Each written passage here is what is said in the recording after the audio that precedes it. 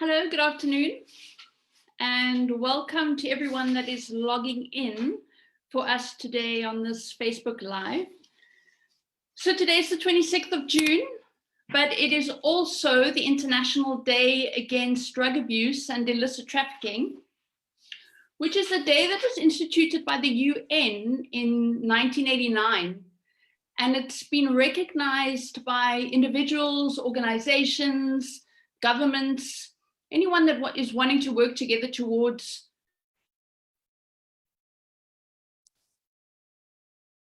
So the UN's theme for this year, for this particular day, is share facts on drugs, save lives. And this ties in very well with Genesis Treatment Solutions' current community project, which is called Building Bridges, which has as one of its objectives the sharing of information which can reduce the stigma of addiction that poses one of the reasons that holds people back from seeking treatment. And so without further ado, I would like to welcome our two speakers today. I'm going to ask them to turn their cameras on, and they are both members of the clinical team at Genesis Treatment Solutions, so we are in excellent hands today. We have with us Dr. Samantha van Reenen and Marcelle Wijnberg. Welcome. Thank you so much for joining us today.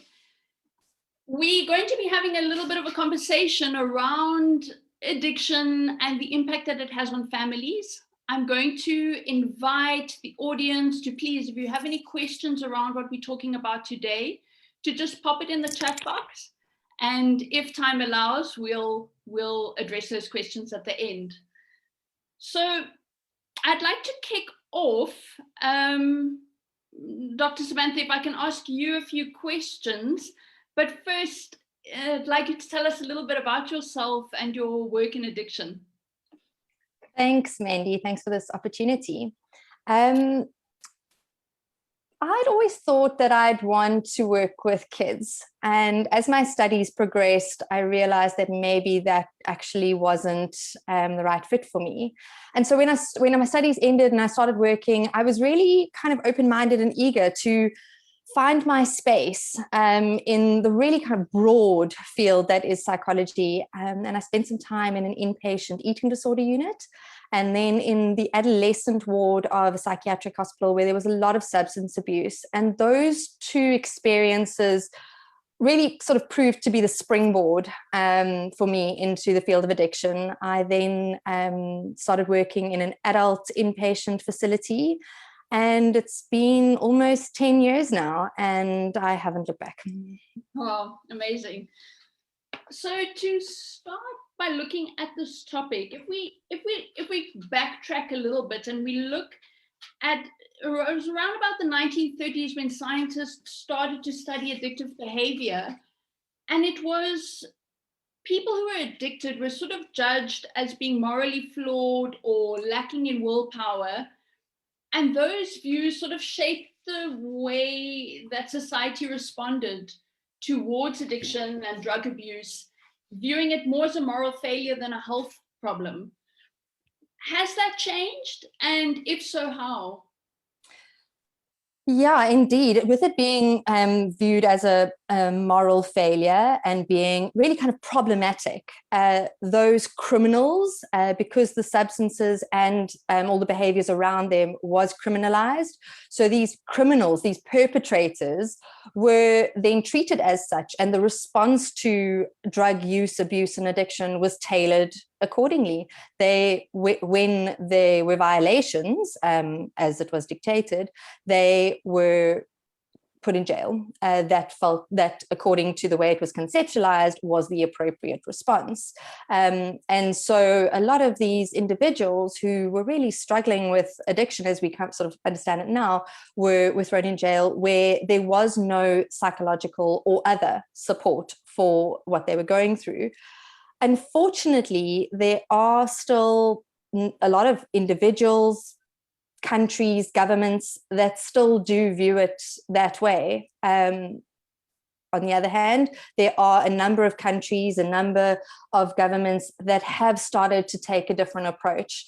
South Africa, as we've seen over the last few years, is moving in that direction, and countries like Portugal are obviously really leading the way with this, where drugs and drug use and behaviors around drugs are being decriminalized, and instead of these perpetrators being viewed that way and thrown in jail, they're being viewed as suffering individuals with psychological and behavioral and medical problems. And then with it being framed in that way, the response is then obviously looks very different. Instead of going to jail, these individuals are referred for treatment, and that can take a number of different shapes and forms, but essentially, rather than it being criminalized and persecuted, it's being looked at as something that maybe is an area where that individual needs some help, which is a pretty radical change when you think about it. It's not just about going from criminalized to decriminalized, it's going from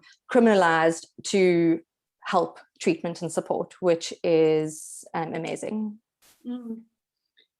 So with this shift towards having addiction actually classified as a disease, what does this actually mean? I think it's really important for us to remember this has only been sort of in the last 50 years that it went from being not a disease to being registered as a disease. And I think probably the simplest way for us to understand it is it's on a number of levels. It is understood primarily as a brain disease. It's understood as having spin-offs into psychological disorder and behavioral disorder. But at the root of it, there is this kind of disease concept. It does feature as a disorder in all the sort of psychiatric classification and diagnostic systems. And it means that when we are approaching this presentation of drug use, abuse, and dependence, that we're looking at the underlying roots of that, rather than focusing just on the behaviors on the surface, which we would then term as sort of symptomatic. In the same way that we might, if you think about a lot of medical disorders that a lot of people are maybe more affair with, if you think of how easy it is that those symptoms manifest on a daily basis, it's not just about looking after those symptoms, it's looking at the underlying sort of reason for why we're seeing those in the first place.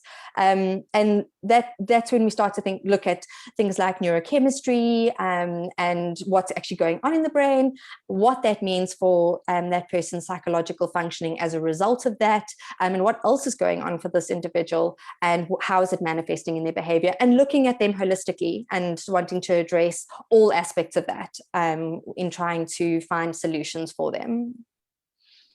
You're talking about the brain and this, being a disease that sort of impacts the brain. What is actually happening in the brain of an addicted person? It's quite a complicated discussion, but I think if we sort of simplify it at a very simple level, there. In any given moment, there's neurochemistry that is working in a number of ways. And as soon as you introduce a substance into that scenario, it obviously is going to disrupt not just the if I can call it the quantities of chemicals that are being processed, but it's the way that those chemicals are processed, and then the implications of that on even the structure of the brain in the long term, and then certainly in sort of day-to-day manifestations on a structural, organic level, and then on a behavioral and psychological level. So we're talking on a physical level, we're looking at some of the sort of hormones like adrenaline, we're talking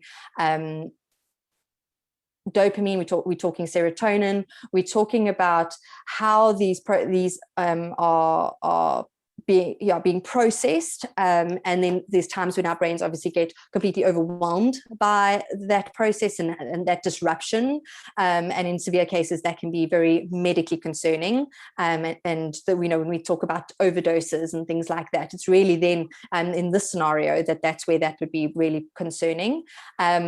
when it's not to maybe that same degree or extent, it's also affecting our breathing, it's affecting our heart rate, which obviously is all that circuitry is controlled by a number of sites in the brain.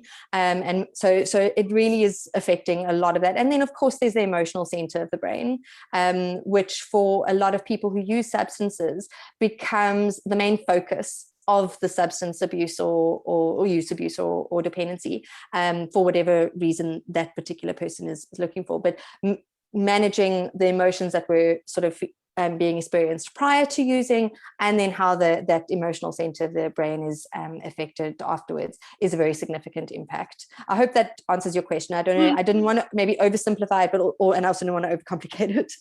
I think you're giving me an idea for our next event, so we can look at this in a little bit deeper. Yeah, but talking about this as an illness, there's things that kind of get thrown around, and one of these things that you hear is that it's a progressive illness. What does that mean in terms of treatment? Well, I think if I can maybe go back a step or two, there's sometimes some confusion or some ambiguity between abuse and dependence or addiction, and because it's so ambiguous, and sometimes the line is quite difficult to draw. But what really I think is important in understanding that difference is the word chronic. Abuse can be relatively, it's not about quantity and it's not about frequency, but abuse is a sort of time limited experience, and it's not any less significant or problematic, but it is in the more shorter term, and even that is relative. But as soon as it becomes that much more chronic, and so everything that's housed in even that period of abuse becomes that much more long term, with the chronic nature of that, and that how long it can, for some people that period of time can be,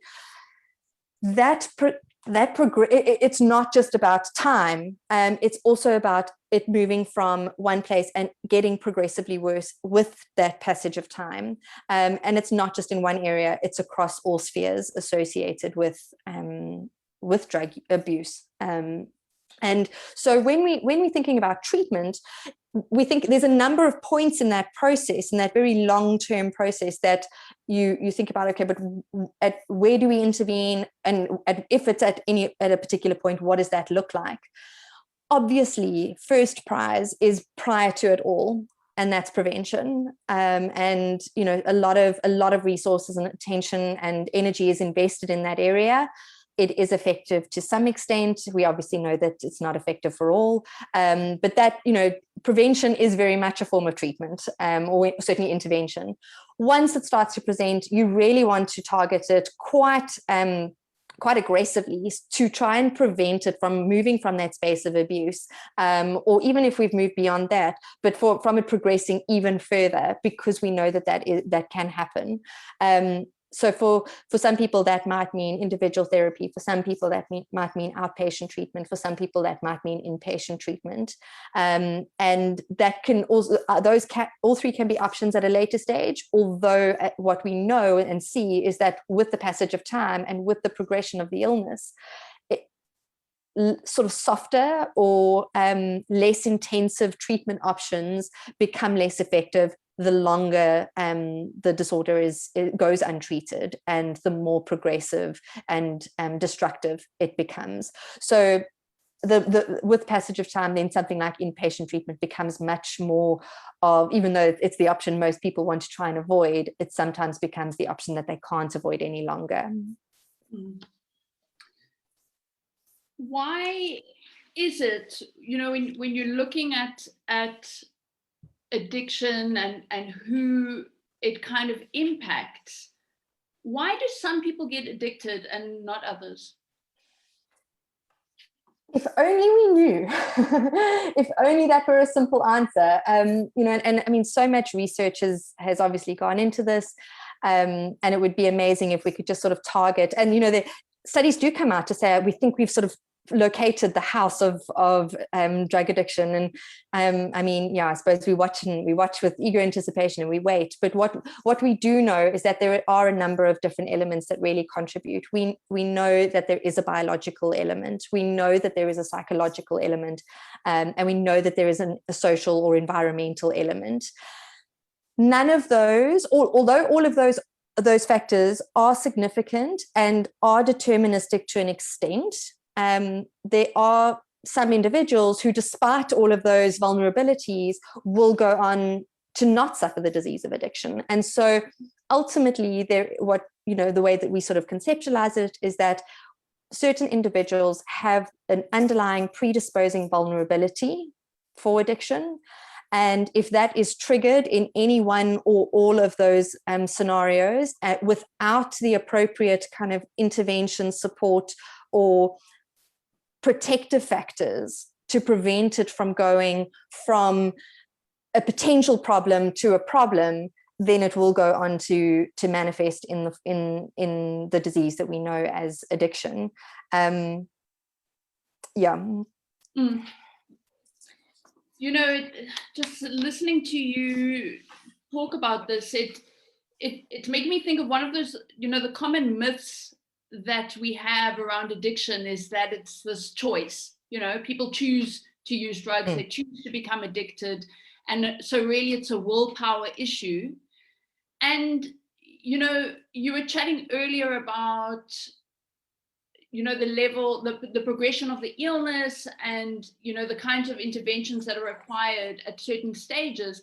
And I'm wondering whether these kind of misconceptions around addiction and the stigma that they sort of hangs around addiction contributes to people letting the disease progress to such a late stage, where rather than getting help at an early stage, the disease progresses until it becomes not impossible, but it becomes difficult harder, to kind of intervene.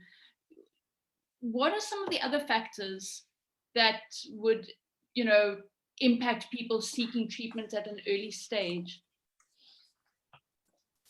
Certainly it definitely depends on kind of when it starts to manifest. For very young clients, so many young individuals are abusing substances. It's often quite, especially in a country like South Africa, where there is quite a heavy, at least alcohol, and increasingly we're seeing it in other substances culture. Then you're going to it's early, it's high school, it's varsity. A lot of people are abusing substances. It's difficult for a lot of certainly younger clients to differentiate their behavior from another, and they'll sort of feel like, well, we're all doing it. So it has to kind of be really significant for a young adult to go, okay, this is maybe something I'm willing to agree that I maybe need treatment for. So certainly culture amongst certain groups and age groups is one factor and one element. Another is you spoke about the stigma, and I think that's on a number of levels. It's definitely still in a stigma around addiction and seeking help. And it is very, very gradually changing, but that even so, it's the stigma around addiction and being a drug addict or an alcoholic, and then it's also the stigma around psychology and therapy and help, and sometimes for people it's viewed as a weakness to seek help, and we see that in certain cultures. Even if we can all agree that there is this problem, going for therapy or going for treatment, no, that's not how we sort this problem out. There's definitely a misunderstanding or a misperception of what treatment is and what inpatient treatment especially looks like. The media manages to present inpatient treatment as an incredibly morbid, scary, clinical, sterile, frightening space, where certainly that isn't the case. But that will introduce a fear around, okay, maybe I acknowledge I have a problem, but sure, I don't want to do that. That's scary. And so I think, and then there's another element definitely that around the way that people understand and conceptualize addiction. And as you know, there's a number of different fields. We've been talking about it as a sort of disease concept. Some people would argue that the underlying cause is something like trauma, in which case the client would acknowledge that perhaps there is this maladaptive behavior, but they would argue that it's a way of medicating an underlying psychological distress. So instead of then seeking treatment for the substance abuse or dependence, they will be more inclined to seek help for their underlying psychiatric or psychological problems, which I'm not saying that those aren't there, or that it isn't necessary to treat those. It might just be that if you go down that trajectory, if there is a standalone substance use disorder that is at the same time being untreated, then it will get progressively worse, which will, you know, only prolong that process. For some people, maybe it has been a process of self-medication, and going down that road will be the answer. But if it's a standalone disorder, then we would expect for that disorder, the substance use disorder, to ultimately become increasingly more problematic. So yeah, I think it's a and then of course there's the aspect of resources and opportunity. The stats are frightening when we think about how many people are struggling with substance use disorders, and there is just simply not enough treatment, not enough beds available, and not enough affordable beds. So even if all those other things are not factors, and there is someone who really wants help, it might be months before they can move their way up a waiting list, and you know that those months could be absolutely crucial for them. So yeah, quite a complicated and difficult situation to access, you know, to find the treatment that you're needing if you're wanting it. Absolutely. You were chatting earlier about sort of, you know, cultural conceptions of this, and it's making me think about family. You know, families have their own kind of culture and, you know, dynamics within the family. And part of our talk today is about how this disease impacts family. And so I'm going to introduce you to Marcelle Wijnberg. So she's the senior social worker at Genesis. And welcome, Marcelle. Thanks, Mandy. One of the things that you hear being thrown around is that, you know, this is a family illness. What does that mean? Well, thanks, Mandy, for asking me to speak about this. This is one of my passions, I think, is how addiction affects families. Because if you think about a family is actually a system. And the family system absolutely gets affected by the disease of addiction. And I think, can you show that image that yes. I gave, please? Because it kind of just demonstrates. So on the one side, you'll see family functioning in kind of a normal, healthy relationships. And you'll see there's a clear overlap between all the members of the family. But what I really want to highlight is the space between them. So each family member kind of stands alone, but they also have an interconnectedness between the members. And then you'll have the diagram next to it. And this is what happens when there's someone with addiction in the family. And what happens is that addiction becomes almost all-encompassing for the family. A lot of energy and motivation and worry and concern is around the addict. And that space that you see in that healthy dynamics of a family almost disappears. And it becomes, all consuming for the family. And that power that addict actually has in the family is not always very beneficial for them and for their addiction, because their addiction kind of can just grow in that power that they hold within the family. You know, it's Dr. van Reenen was chatting earlier about how this disease, you know, impacts the person. And I'm just listening to you speaking now. I'm wondering, what is the impact on the family in terms of roles and so forth? Okay, so I think basically what happens when there's a family member with an addiction is that the family kind of goes into survival mode, and there's chaos and there's secrecy and there's blame and there's manipulation, and the family kind of readjusts to be able to survive. And although we talk about denial being a kind of a symptom of addiction for the addict, the family member also sometimes goes into almost a form of denial that this is really happening. Because again, like we were saying, they want to kind of keep that equilibrium. So denial maybe even helps to kind of protect us against the reality of what's going on in our family.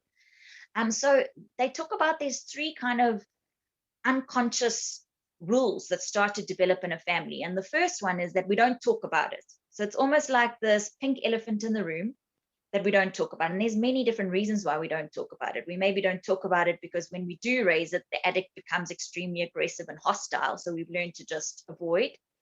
Or we don't talk about it because we don't actually want to admit that there is a problem.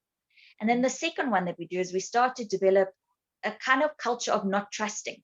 So we know that we can't trust and we know that we can't rely because we know that the responsibility, the addict can't really hold that responsibility that they've always been able to do, whether that's financially, whether that's emotionally. So the rest of the family kind of readjusts to take over that responsibility that the addict can't hold anymore. And then the last one that happens, which is a really sad one for me, is that the family starts to develop this unspoken rule that I don't feel. My feelings are not almost as important as the addict. So I park my feelings because the addict and keeping them clean and healthy and safe is the most important thing for the family. So basically what I'm saying there, Mandy, is that the family really readjusts their roles and their functioning to kind of adapt around the addict and to kind of maintain this kind of homeostasis because there's so much manipulation and like crisis and chaos, you know. So I hope that kind of makes sense. And maybe I can actually show that other image that I gave you, please. And it kind of demonstrates it a little bit clearly. So these are three of the roles. I mean, there's many more roles. If we had more time, we could go into it. But this is the most classic of the three roles, and it's called the drama triangle. And usually what happens is that the victim is usually the addict, and they take on the role of being quite helpless. They don't take much responsibility. And then another person in the family might take on the persecutor role, and they become the one that's trying to control the behavior of the addict and limit them. They might do threats, and they might even do a bit of shaming as well. And then you go to the other extreme, which is the rescuer. And this is the person we talk about as enabling. What the rescuer does is they try and fix the situation by shielding the person from facing the consequences of their actions. And I think this one is one of the most destructive for the addict, because they never actually get to take responsibility for their action because the rescuer is always kind of jumping in. And the stupid examples might be making excuses for the person, phoning in for their job and saying, I'm sorry, the person's sick today, but actually they've just hung over. Those are some of the jobs that an enabler might do. So just as the addict becomes quite obsessive and compulsive with their drug of choice, the family equally becomes quite obsessive and compulsive about fixing the addict. Is that clear? No, it's fascinating. I could listen to you talk about this all day. So, you know, this is if I think of how I started and we were chatting about this day, and you know, this day is typically about looking for solutions. So, Marcelle, I'm wondering if a family is confronted by addiction in the home, what are some of the steps that they could take? Okay. One of the first things that I would always tell families is the 3 C's. The most important thing for a family member to know is that they did not cause the person to be addicted. We see so many, and it's especially parents, sitting with so much guilt that I did something or I said something in a way that caused this person to be an addict. Samantha has explained to us so beautifully that addiction is a disease. So nothing you said or did caused your loved one to be an addict. The second of the C's, I would say, is that you cannot control it. You can try till the cows come home to control or cure. That's the third C. And you will just find yourself becoming more resentful, more frustrated. So the first thing you're going to have to do is to realize that you have no control over anyone else's actions, their thoughts, and their feelings, and start taking responsibility for your own thoughts, feelings, and actions. How do we do that? We do that through setting boundaries. And what boundaries are is basically defining areas of responsibility and power. So boundaries are very different to threats. Because often what you'll find is a family member kind of puts threats out to the addict, and the addict knows that the person's never really going to go through with it. So boundaries are very different to threats. Boundaries you set with no expectation. You're setting your limits. You're saying, this is what I will and I will not condone. And the hope is that once the addict feels those boundaries, what it leads them to do is to actually get into a state of crisis. Now, that's what we want. We see most of the addicts coming into inpatient treatment because there's been some kind of crisis. When a family member has set a boundary and they've stuck to the boundary, they said, this is my limit. And it's quite interesting to see so many of our inpatients so shocked. They can't believe that their family member actually stuck to the boundary. So it's really, really helpful to stick to those boundaries. And then it's very important. The last one that I tell family members is, and if we think of those 3 roles, we want to get back to that. We want the family member to get back to that space. So where you're supporting the person that's got an addiction in whichever way they want, but if they're not wanting that support and help, you're not helping them through destructive behaviors. You are detaching with love. I love that saying, detaching with love. Did you mention the 3rd C, the cure? Cure, yeah. So you can't cure it being a disease, yeah. Cool, that's me. There's no way, I suppose, you spoke about, like, you've got no control over these people and being able to kind of force them into help, and maybe somebody never wants to get help. Yeah, what are some things that family members can do to kind of take responsibility for themselves, or things that they can do to take care of themselves when their loved one doesn't want to change, basically? Sure. Oh, it's a hard one, Manny, but I think in this case, actually, the most selfless thing that a family member can do is self-care, is that detaching process, is allowing the addict that space and responsibility to make their own decisions whilst looking after themselves. And that may be getting yourself to therapy, getting yourself to a support group. Obviously, you would want to encourage the addict to go to things like AA groups and NA groups and therapy. If they're unwilling, then the family member themselves can go to groups like there's Al-Anon, there's Nar-Anon, which are support systems for the family, because the family needs support. The healthier the family system becomes, the more likely the addict is going to find recovery. So it's almost like a process of them kind of developing their own tools and their own resources so they can become more equipped to be able to set those boundaries, do those things that kind of need to happen to change the dynamics in the family. Absolutely. I'm checking here for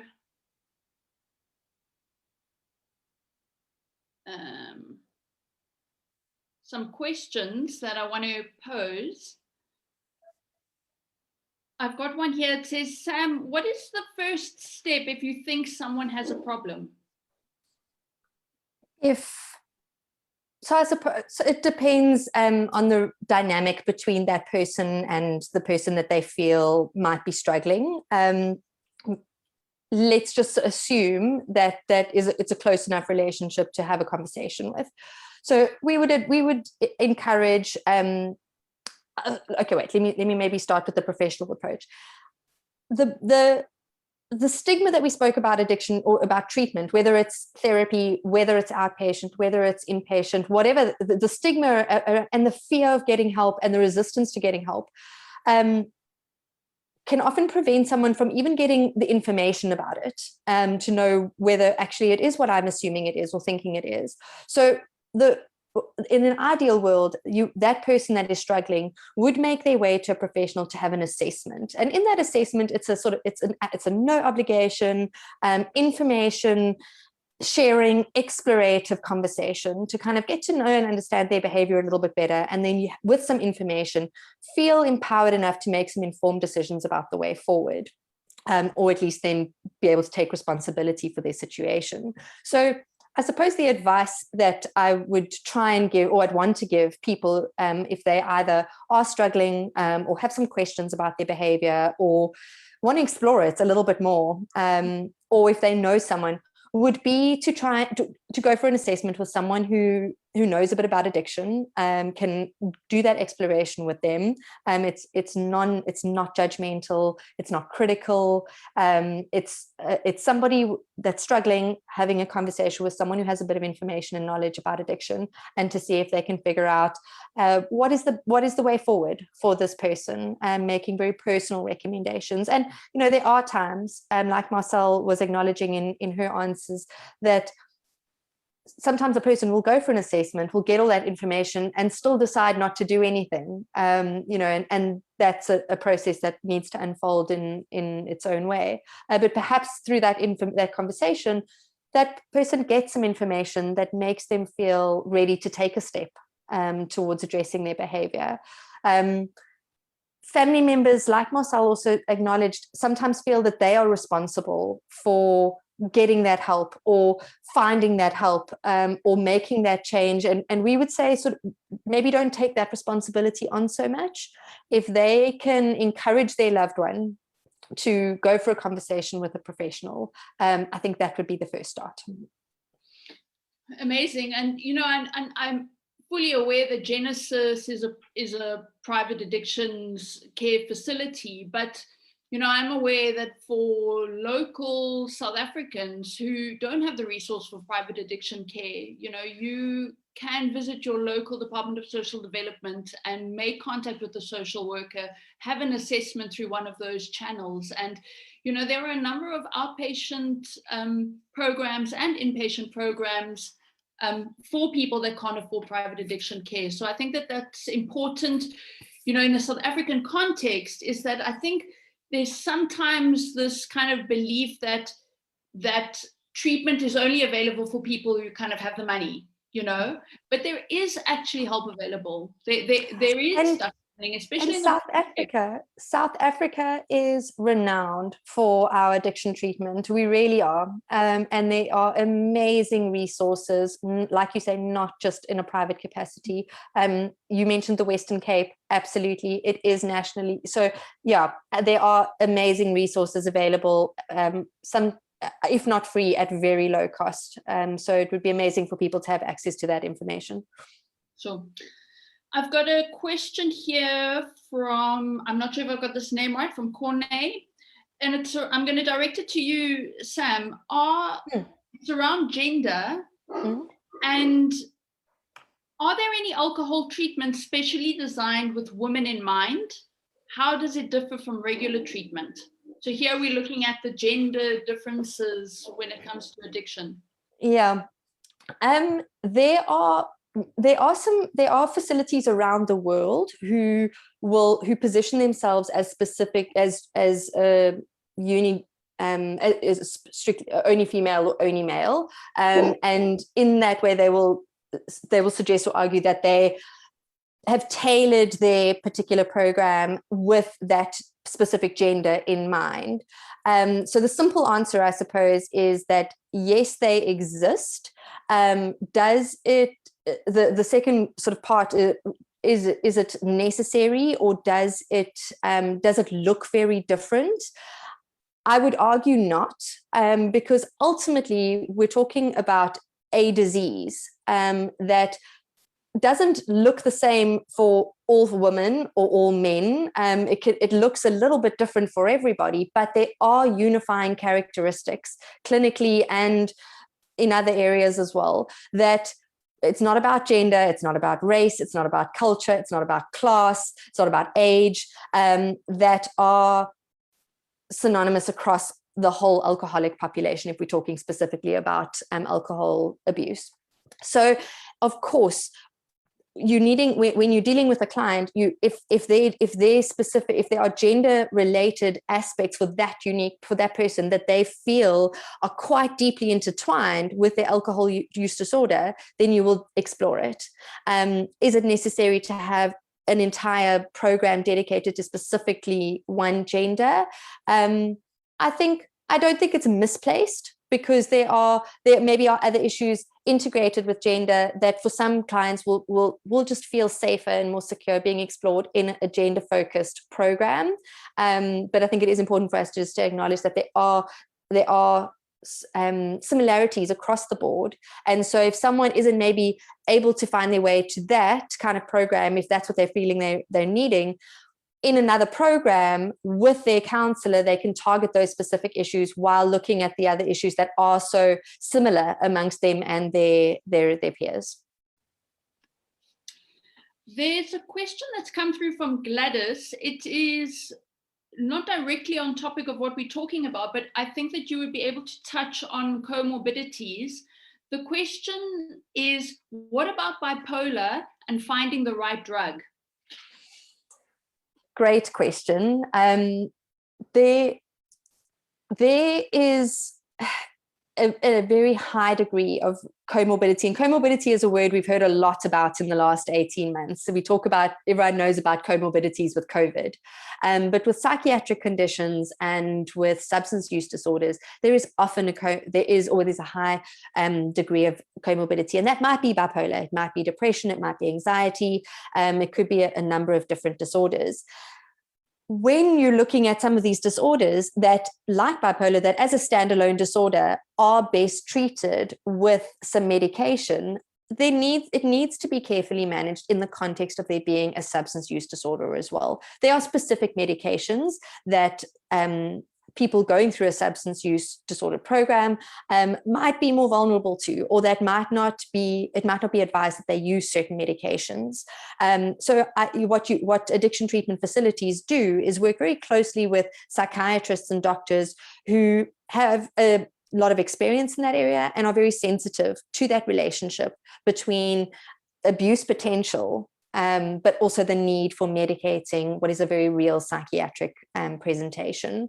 So it's about doing that with support, about managing and monitoring side effects and changes as the medication does start to take effect, and to walk that journey and finding the best possible medication while respecting that there is a substance use disorder that you don't want to compromise or make that person more vulnerable in that area. Thank you. Stephen, he's asking, what are the thoughts around the recovering addict's response to outside people asking where he or she has been following an extended time in a treatment facility? For me? Yes. Yeah, okay. That is a great question, and it's a very personal decision. For some people will go through treatment and because of their own process, their own vulnerability, still feeling quite sensitive about this process that they're still getting to grips with as they find their feet in their early recovery, might choose to keep that information more private, just keeping it amongst the people that they know and love so well, and who can continue to support them through the process. There are other clients who like to be very open about it. For some people, by being open about it, they feel like it allows more support to come in. They're not as fearful as maybe some of other people's opinions about what this journey that they're on. So it's definitely sort of different strokes for different folks. Some people's personalities will determine that. Some people will decide it based on how much support or not they feel they need. So it's not something we dictate or advise on. It'll be a conversation that we might have with the clients, but ultimately it'll be about what we do say though, is for those clients that might prefer not to broadcast it to the world, and to let everybody know. We will have conversations with them about how to manage those then tricky situations that they may find themselves in without having to say, you should give the information, but without them sort of being caught deer in the headlights and then not knowing how to cope with that. And then we will also still make sure that they're not doing it in total isolation, because what we do know is that recovery doesn't have, whatever recovery looks like for a client, it cannot happen in isolation or on your own. So maybe you're not broadcasting it, but it is important that you have some people in your corner who are aware and that you can rely on for support.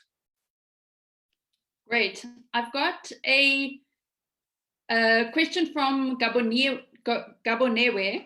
and he or she may have us a little bit on the back foot here, but I'm going to open it up to both of our speakers today, and let's see if we can can answer this. It says, great analysis of how it affects the family.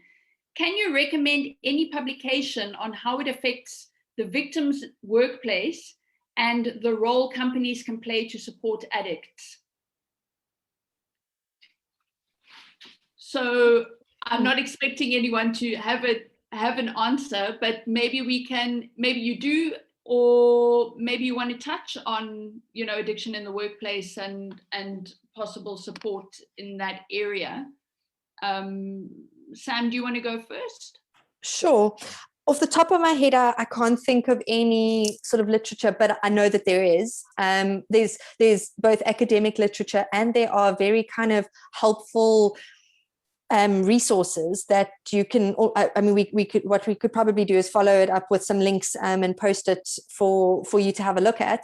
That can just sort of general ideas on, and I suppose to normalize maybe what you're feeling or going through, and also maybe some of the steps to take. So there are absolutely resources available.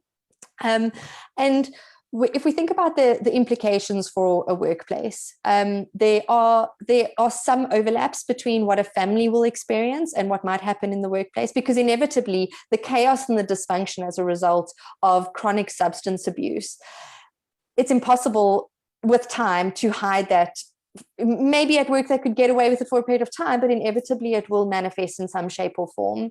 And as that, managing that is quite delicate, and it's quite complicated, because on the one hand, the workplace has some needs that need to be met, and on the other hand, a team is a little family in itself, and needing to support and respect protocols and manage it professionally and sensitively. So to find that balance between managing, all the various aspects that the employer or colleagues are dealing with. There's also the aspect of whether maybe it's a colleague, and it's something, maybe you're very close to the colleague, and on the one hand you're wanting to kind of escalate this because you're concerned or it's affecting you. On the other hand, you maybe not wanting to betray your colleague. So it's also about the relationship between you and the person that may be struggling. So there's a number of different dynamics. What I would maybe encourage you to do is, if you have more specific questions or if you're needing more specific guidance, pop us a message, and we can advise more. Once we get a little bit more information, then maybe give you some direction. But at a minimum, I'll see if Marcelle wants to add to it. But at a minimum, what we can also do is just follow it up with some resources that are both quite generally available, to just maybe talk about in general or globally the implications of substance abuse on the work environment.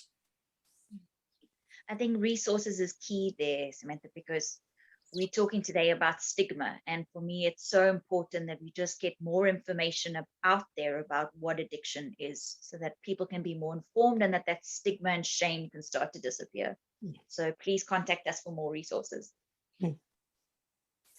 So just like Samantha was saying, we've come to the end of our session for today. I just want to check.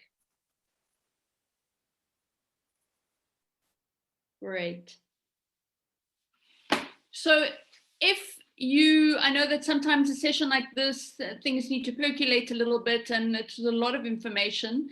If you have any questions that you would like to ask us, then please inbox us, or you can drop us an email on info@genesistreatment.co.za. We're absolutely available to answer any questions that you have. And I just would love to thank Samantha, Marcelle, for your time today. I've actually had a ball. And I look forward to our next one. I don't know if you have any last words that you would like to add. I think from my side, just thanks for the opportunity.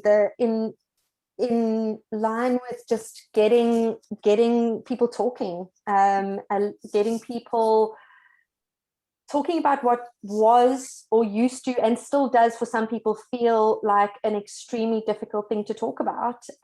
Maybe through this, there's been some people who've realized that there are people to have these conversations with. Maybe it's answered some questions, maybe it's given you some direction, some hope. And yes, I really hope that is the case. So thanks, Mandy, for the opportunity. Fantastic. Marcelle? Thanks, Sam, and Mandy for arranging this. I think these are more conversations that we need to be having, because shame dies in exposure. That's what we talk about often in treatment. And the more we can have these conversations, the more this kind of secrecy around addiction can just start to disappear, which would be fantastic. So thanks, Mandy. Great. So wishing everybody a lovely afternoon, and we will see you next time. Thanks. Bye. Thanks. Bye.